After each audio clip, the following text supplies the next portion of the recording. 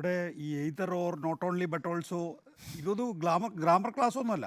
നിങ്ങൾക്ക് ആർക്കെങ്കിലും എതിരെ പരാതി ഉണ്ടെങ്കിൽ ആ പരാതിയിൽ കാതലുണ്ട് എങ്കിൽ നടപടിയെടുക്കുക എന്നുള്ളത് മാത്രമേ ഉള്ളൂ. ഒരുപോലെ കൊടുക്കുക എന്നുള്ളതല്ലല്ലോ. ഒരുപോലെ ഇപ്പോൾ നരേന്ദ്രമോദിക്കെതിരെ കോൺഗ്രസ് പരാതി കൊടുക്കുന്നു. ഒരു പരാതി ബി.ജെ.പിയിൽ നിന്ന് എഴുതി വാങ്ങുന്നു. എന്നിട്ട് ജെ.പി. നഡ്ഡയ്ക്കും മല്ലികാർജ്ജുൻ ഖാർഗെക്കും ഒരു പൊതുവായ കത്തെഴുതുന്നു. എന്നിട്ട് ഒരു വേദപാഠ പുസ്തകത്തിൽ പറയുന്ന കുറേ വാചകങ്ങൾ വെച്ചിട്ട് ഇതിൻ്റെ മറുപടി തയ്യാറാക്കുന്നു എന്നൊക്കെ പറഞ്ഞു കഴിഞ്ഞാൽ അത് തെരഞ്ഞെടുപ്പ് കമ്മീഷനിൽ നിക്ഷിപ്തമായിട്ടുള്ള കാര്യമല്ല. അതൊക്കെ വൈദികർ ചെയ്തോളും, അത് പുരോഹിതർ ചെയ്തോളും.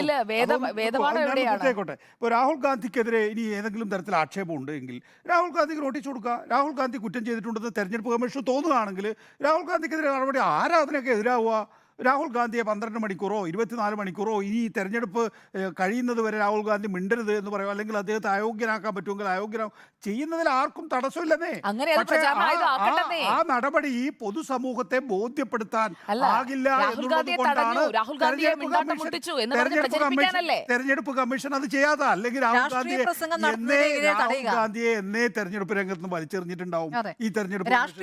രാഹുൽ ഗാന്ധി നടത്തിയിട്ടുള്ളത് രാഷ്ട്രീയ പ്രസംഗമെന്നും നരേന്ദ്രമോദി നടത്തിയിട്ടുള്ളത് വർഗീയ പ്രസംഗമെന്നും ബോധ്യമുള്ളത് കൊണ്ട് തന്നെ ഇത് രണ്ടും ഒരേപോലെയാണെന്ന് കാണിക്കാൻ വേണ്ടിയിട്ടുള്ള ഈ പറയുന്ന നേരത്തെ സ്മൃതി പരുത്തിക്കാട് ഉപയോഗിച്ച വാക്ക് കണ്ണിൽ പൊടിയിടലാണ് നടന്നിരിക്കുന്നത്. ഇവിടെ എന്താ സുജിയ സംഭവിച്ചിട്ടുള്ളത്?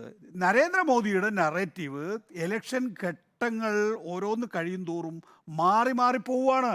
ഇപ്പോൾ സാധാരണഗതിയിൽ 2014 2002 ഗുജറാത്ത് ആയിക്കൊള്ളട്ടെ, 2007 ഗുജറാത്ത് ആയിക്കൊള്ളട്ടെ, 2013 ഗുജറാത്ത് ആയിക്കൊള്ളട്ടെ, 2014 ഇന്ത്യയിലാകമായിക്കോട്ടെ, 2019 ഇന്ത്യയിലായിക്കോട്ടെ, ഒരൊറ്റ നറേറ്റീവേ ഉള്ളൂ. ഞാനത് കൺസീഡ് ചെയ്യുന്നു. അത് നരേന്ദ്രമോദിയുടെ നറേറ്റീവായിരുന്നു. പക്ഷേ ഈ 2024 ലോക്സഭാ തെരഞ്ഞെടുപ്പിൽ നരേന്ദ്രമോദി ഉദ്ദേശിച്ചിട്ടുള്ള ആഖ്യാനം, ആ ആഖ്യാനത്തിലേക്കല്ല യഥാർത്ഥത്തിൽ തെരഞ്ഞെടുപ്പ് രംഗം പൂർത്തിയാക്കട്ടെ.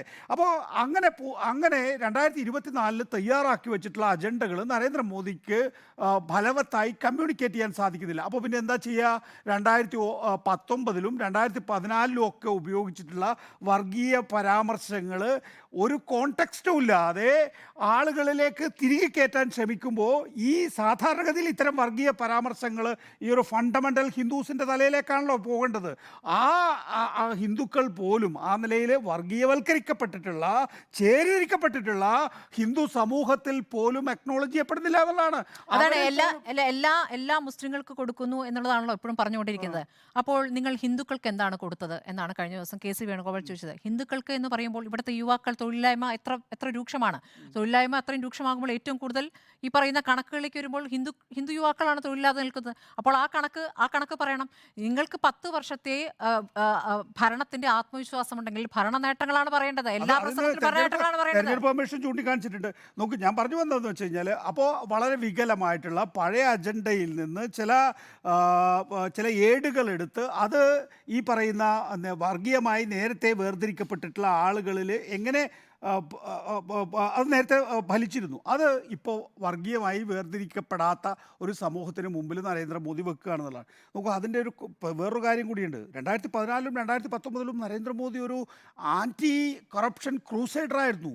2014 വരുമ്പോൾ പ്രത്യേകിച്ച് 2019 അതിൻ്റെ ഒരു പ്രഭാവത്തിൽ നരേന്ദ്രമോദിക്ക് രാജ്യത്തെ ജനങ്ങളെ അഭിസംബോധന ചെയ്യാൻ പറ്റിയിരുന്നു. ഞാൻ അഴിമതി വിരുദ്ധനാണ്, എനിക്ക് കുടുംബമില്ല, നിങ്ങളാണ് എൻ്റെ കുടുംബം എന്നൊക്കെ പറയുമ്പോൾ ആളുകൾ വിശ്വസിച്ചിരുന്നു. പക്ഷേ ഇപ്പം നരേന്ദ്രമോദിയുടെ കുടുംബം എന്ന് പറയുന്നത് അദാനി കുടുംബമാണെന്നും അംബാനി കുടുംബമാണ് എന്നുള്ള ആക്ഷേപം വളരെ ശക്തമായി നിൽക്കുന്ന ഘട്ടത്തിൽ ആ വിഷയങ്ങൾ അവതരിപ്പിക്കാനും ആളുകളിലേക്ക് എത്തിക്കാനും കഴിയുന്നില്ല സുജിയ.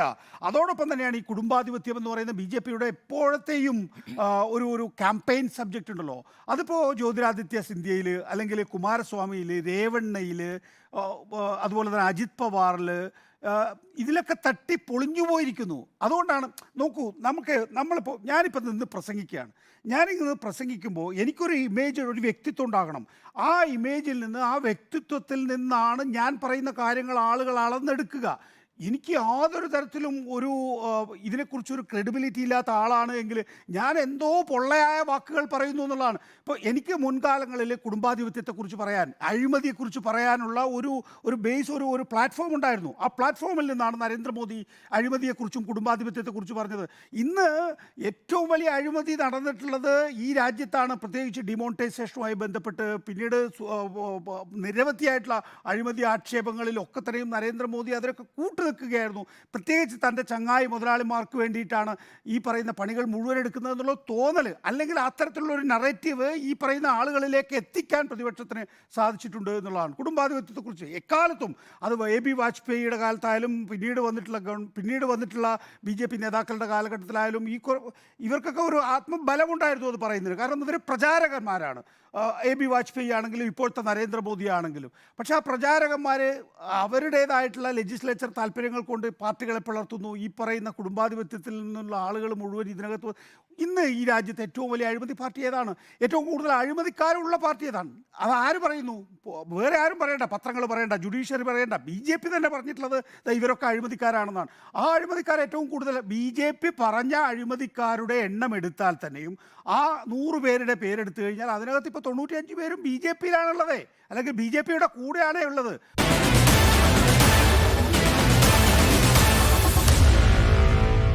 Meet the editors.